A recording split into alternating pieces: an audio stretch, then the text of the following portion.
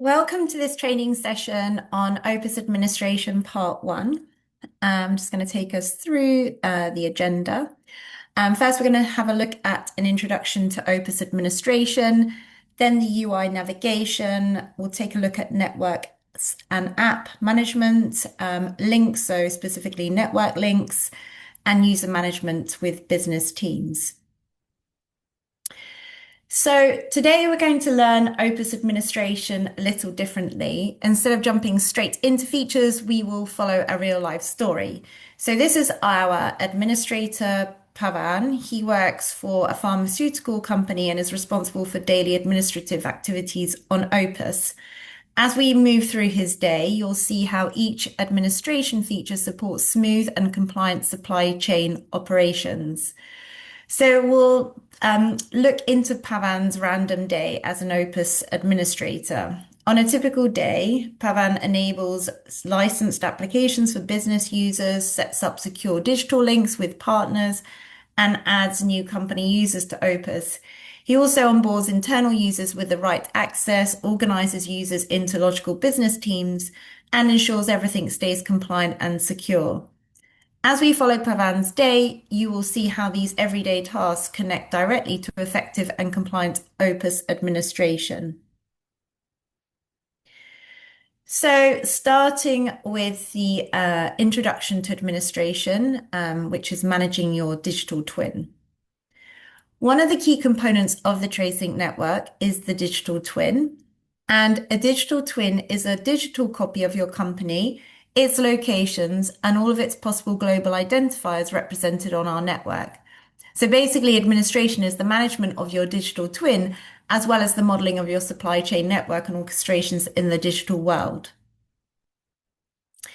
The structure of your digital twin consists of three parts: process networks, partners and links, and users. So process networks create shared digital workspaces to orchestrate different kinds of business processes like logistics and manufacturing through a single platform. Partners and links, they build and expand your process networks by adding supply chain partners to your company. And with users, you define a user's access based on the relationship that user has with business processes and partners. Now onto UI navigation. On this slide, we're viewing the administration user interface, which highlights three key areas. First, the side menu on the left serves as the main navigation point. It allows administrators to move between user management, network setup, integrations, and audit-related functions. Then we have the main content area, which is in the center and is where the selected information is displayed and managed. This is where administrators view lists, review details, and perform day-to-day tasks. And finally, you have the toolbar at the top, which provides quick access to common actions such as creating new records, filtering data, or exporting information. Together, these areas help administrators navigate efficiently and complete tasks with confidence. So I'm going to show you in the system a quick look at administration. So we'll take a look at the UI itself. I'm just going to log in. So I'm just logging into OPUS here.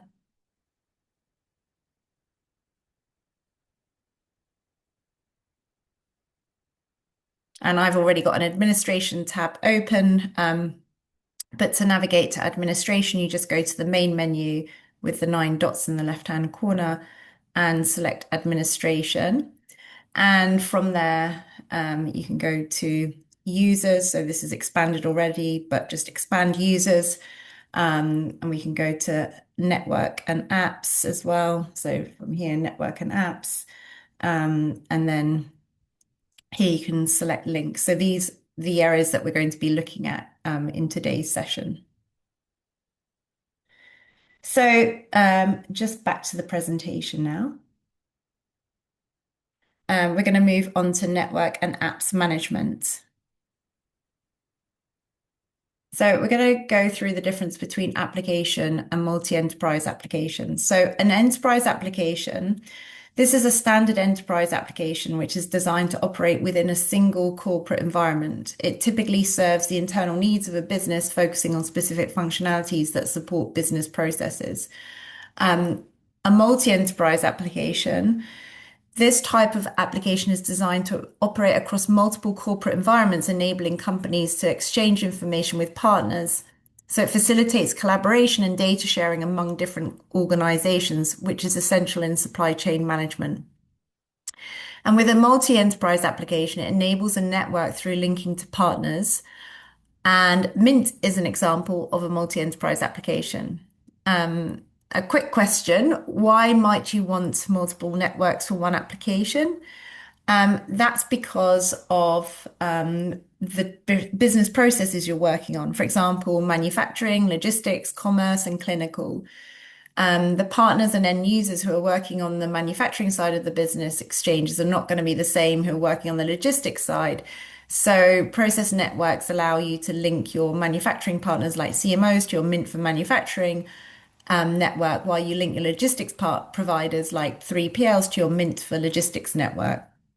And this allows you to exchange the proper transactions in the proper business context on each network. So just something to think about here as we move through the administration functions. What data are you exchanging with your partners, or do you want to exchange with your partners, and how would you orchestrate these? Would you benefit from creating multiple networks for the different business use cases for different partners? And how would you divide the work for your end users? What would you want them to have access to? So using manufacturing as an example here. So imagine you're exchanging manufacturing transactions, including POs, invoices, ASNs, inventory balance, and inventory adjustment.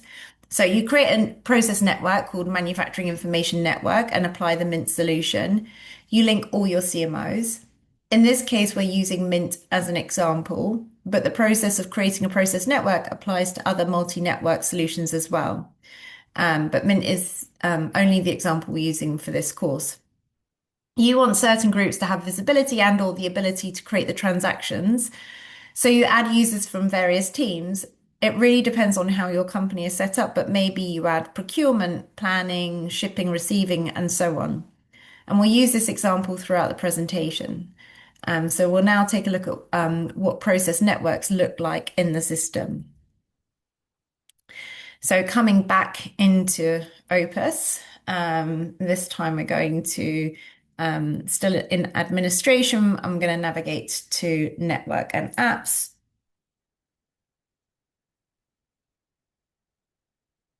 And select new.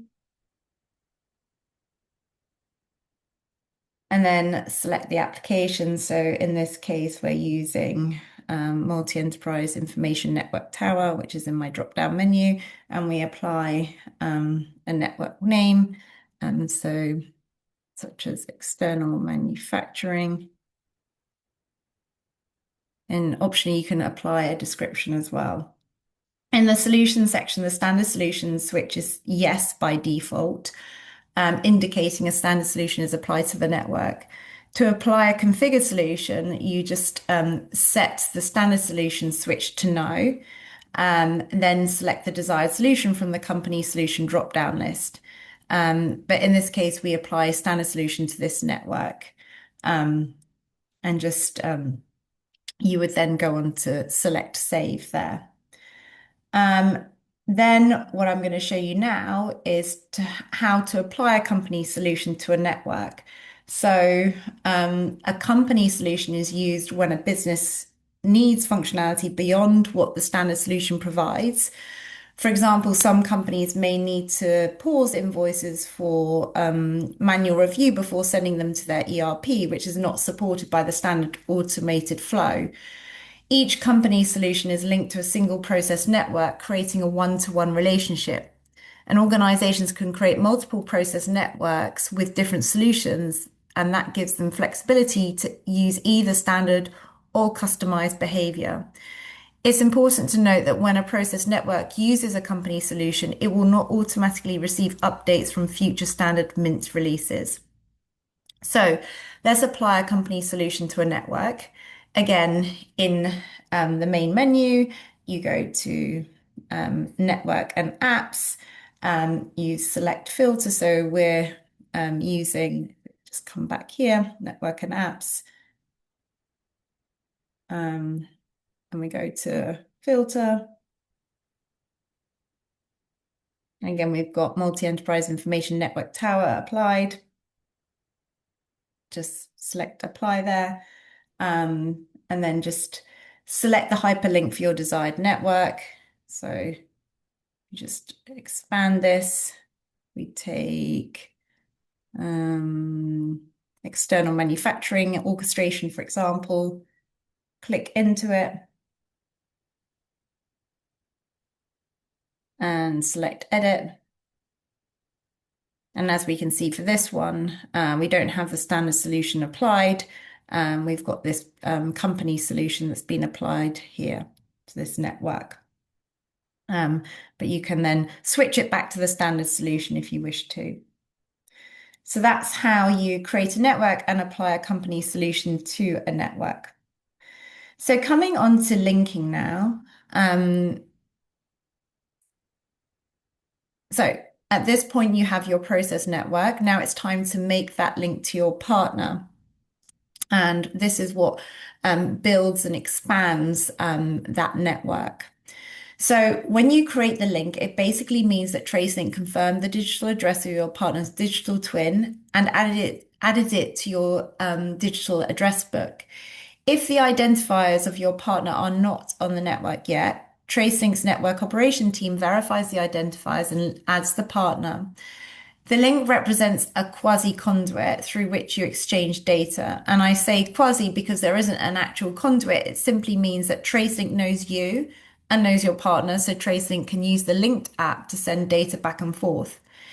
It also enables your partner's shared secure workspace. While you're enabling their workspace, you provide them with roles that they can assign to their team members to get the proper access they need.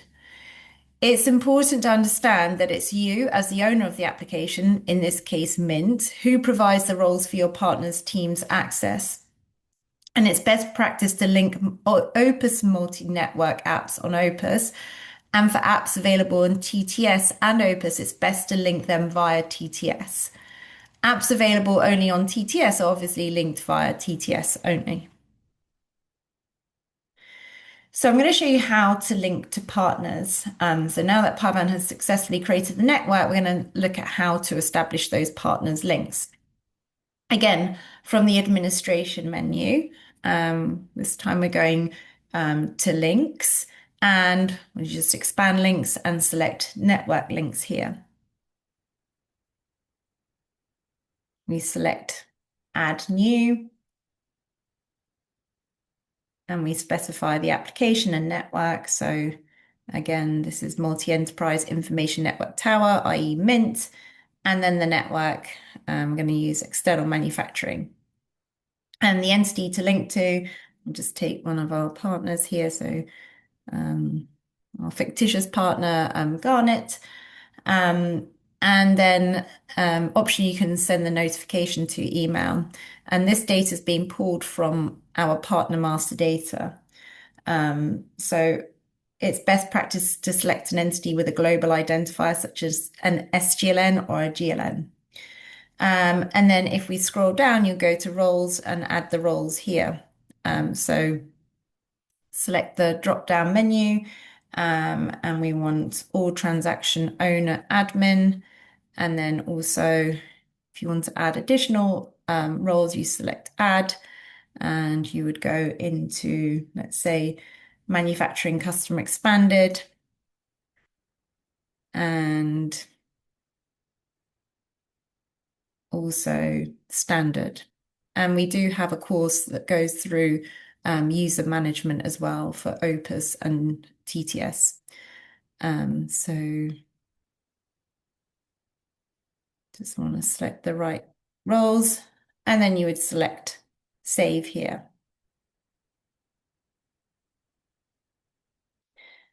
Now, coming back to user management, Like I said, we do have a more in detailed course on user management, but we're going to be focusing on business teams for this session.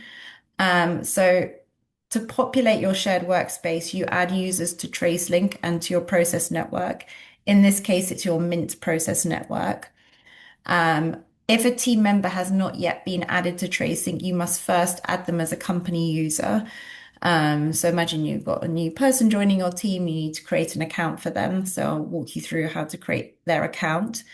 And this is done from company users under the users side menu. Once the user is added to tracing, you can assign them to a specific process network using network members. And this step determines which network the user can access and work within. Just note that users are network objects. And what this means is if I create the user in the Opus UI, you'll also see the user in TTS. So we're not just adding the user to Opus, we're adding the user to TraceLink as a whole. And like I said, for more information, you can look at the TraceLink University's user management course. So roles define access in TraceLink. Each application, no matter which type of application it is, so whether that's enterprise, multi-enterprise, or multi-network, it comes with related roles. And regardless of the application, there are two main types of roles, administrator roles and member roles. We're going to set aside the administrator roles for a moment and talk just about the member roles. Note that in Opus, you must have a member role in order to access the application and work within the application. Solutions like Mint come with included roles. Typically, this includes a member with standard access and member with expanded access and corresponding partner roles. What those roles mean are dependent on the solution. In Mint, in addition to those standard roles, there are roles based on orchestrations. For example, there are buyer and seller roles in Mint. And you can access a complete list of the roles for each standard solution in the Help Center for that solution, as you can see here. So I'm going to go through how to add a user in the next demo. So to do that, we're going to go once again into administration, and this time we're going to users and company users. So this is how to create a new user, a new account for that user in the system. So from there, you just select add new, and then you can just put in a first name and last name.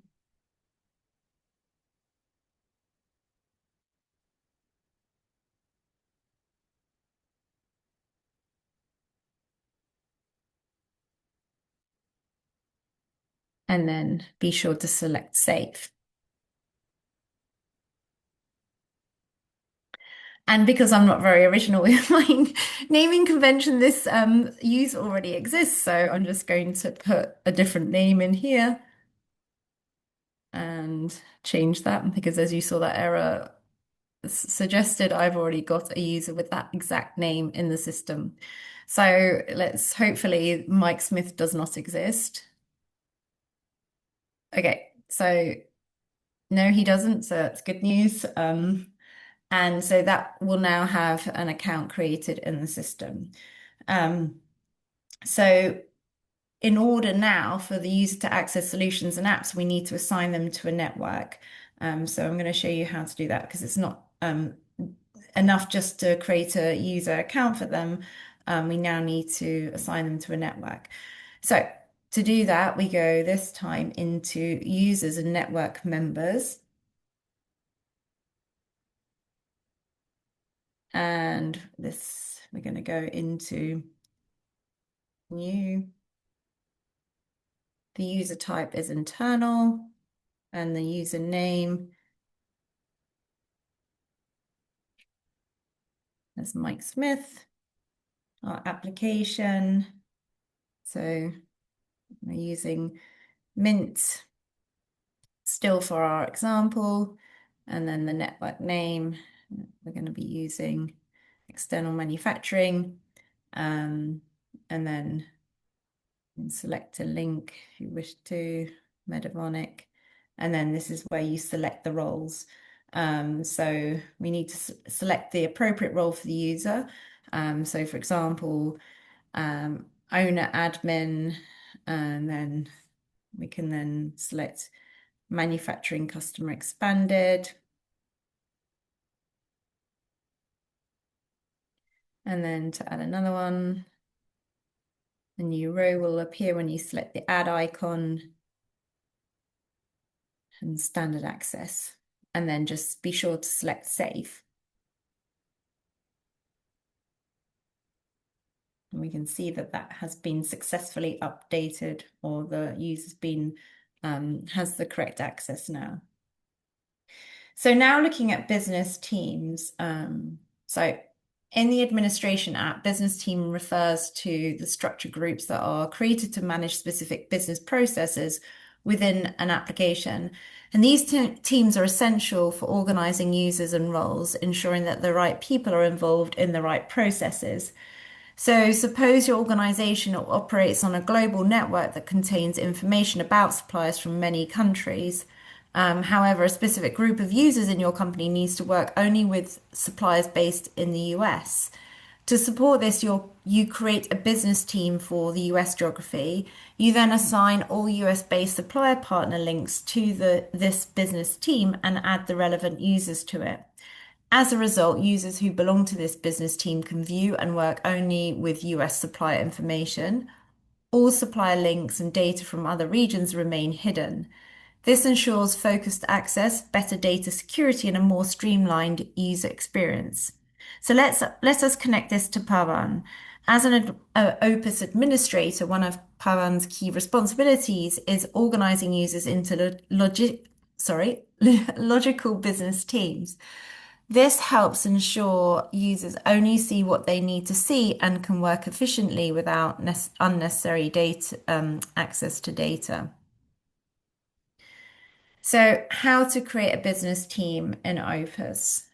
Once again, coming back to administration, and this time going to links, and under links, you'll see business teams. And from here, just select add new. And the new business team screen is now displayed. So let me just give it a more unique name. So you can put a description in here that describes that business team. For example, team that will investigate only US suppliers, the application. So the app that the business team must be linked to. So again, in our example, we're using multi-enterprise information network tower, Mint, and then network as well. For example, our manufacturing, external manufacturing orchestration. And then once you've added the details, you just select save. And the new business team is created within a network for the specific app. And the link section is then displayed after saving the details. In the edit section, so if you select edit and then go to links below here, select the add icon to link a new network to the business team. And just note there can only be one business team for one network. And then from there, you would select save. So I'm just going to save this. And then now to add a network member to the business team. So once again, in administration, go to users this time and network members. And we can use the filter and apply the filter. I can actually see a filter. My desired filter has already been applied. I can see it there. And here when I click on the filter panel, and then just click on the user's email link. So let's take Mike Smith, click into his screen and then select edit. And if you go to the business team information section, you just click on the add icon and then select the business team as desired. So that's the one I just created. And then again, be sure to select save. So that's how to create a business team and then add a network member to the business team that you've created. And finally, we're going to take a look at administrator roles in OPUS. So for administrative functions, like the topics we've been talking about in the presentation, we have admin roles. And there are two main admin roles. The system administrator has full access to administration functions. This is for any app or network and configuration. So basically a super admin. And it's similar to the company administrator role in TTS, except that this administrator can assign any role. But in TTS, you can only assign the app manager role. Networks and apps administrators, similar to application managers in TTS, have administrative access to the applications for which they are administrators. However, unlike application managers in TTS, they don't have access to that application. It's important to remember that no matter which admin role the user has, in order to access a network, they need to be assigned a member role on that network. System administrators can assign the member role for any network to themselves. Application administrators can assign a member role for the app they administer to themselves. So also note that partners have the same roles for their digital twins, but remember only owners can create process networks and link partners. So how to assign admin roles? Once again, in the admin menu, we go to network members under users.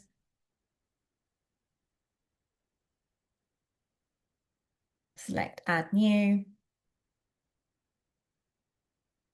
User type, this is going to be internal. Select your username. Again, let's take Mike Smith as an example. And then the application. So this is administration now. And in the roles section, we select system administrator and save. So this user will now have access to the full access to the administration app. So that brings us to the end of OPUS administration part 1. Just going to review what we've covered today in part 1. So to start with, we took a look at an introduction to OPUS administration, the components of managing your digital twin.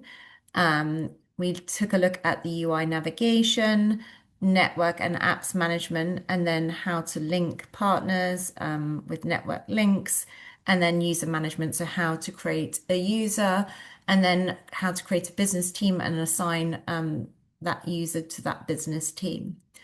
Thank you very much for watching this training. If you do have any questions following this session, please feel free to email tracinuniversity@tracelink.com. And this is recorded on Tracelink University, so please feel free to watch this on TLU as well.